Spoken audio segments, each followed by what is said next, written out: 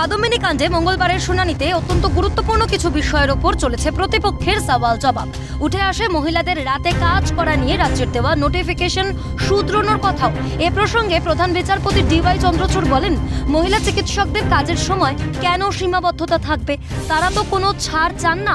নারীরা পুরুষের মতোই ঠিক একই টাইম শিফটে কাজ করতে প্রস্তুত। তাদেরকে কাজের সময় বেঁধে দেওয়া তাদের পেশায় বাধা সৃষ্টি করবে বলে জানান প্রধান বিচারপতি। কপিল সিব্বল বলেন, মহিলাদের নিরাপত্তার কথা ভেবেই এই সিদ্ধান্ত নেওয়া হয়েছিল। প্রধান বিচারপতি বলেন, রাজ্য সরকারই মহিলা চিকিৎসকদের নিরাপত্তা সুনিশ্চিত করবে। এ বিষয়ে বিজ্ঞপ্তি প্রকাশ করার নির্দেশও দেন প্রধান বিচারপতি।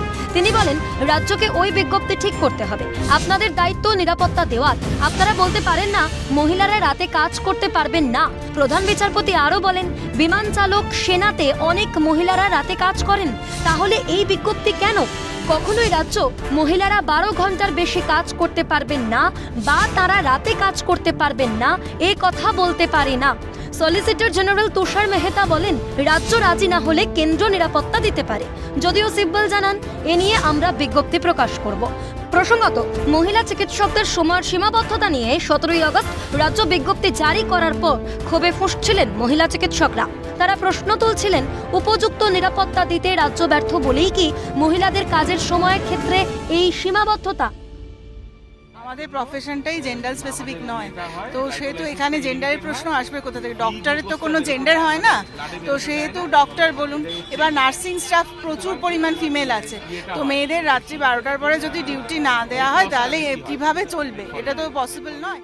আমাদের যে গাইনি ডিপার্টমেন্ট, অন্য ডিপার্টমেন্ট ছেড়েই দিলাম, গাইনি ডিপার্টমেন্ট, ওখানে মহিলারা ছাড়া কিভাবে হবে?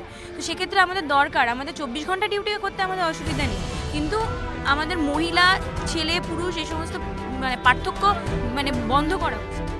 ঠিক এভাবেই তারা জানান দিচ্ছে, তারা ডাক্তার হয়ে কাজ করেন, ছেলে বা মেয়ে হিসেবে নয়। তাই লিঙ্গ সাম্য বজায় রাখতে রাজ্যের বিজ্ঞপ্তি সংশোধনের এই সুপ্রিম নির্দেশে খুশি জুনিয়র চিকিৎসকেরা। ক্যামেরায় সায়ন্তন চক্রবর্তীর সঙ্গে রেশমি দাস, অভিরূপা হাজরা এবং ইন্দ্রাণী দাশগুপ্তের রিপোর্ট, ক্যালকাটা নিউজ।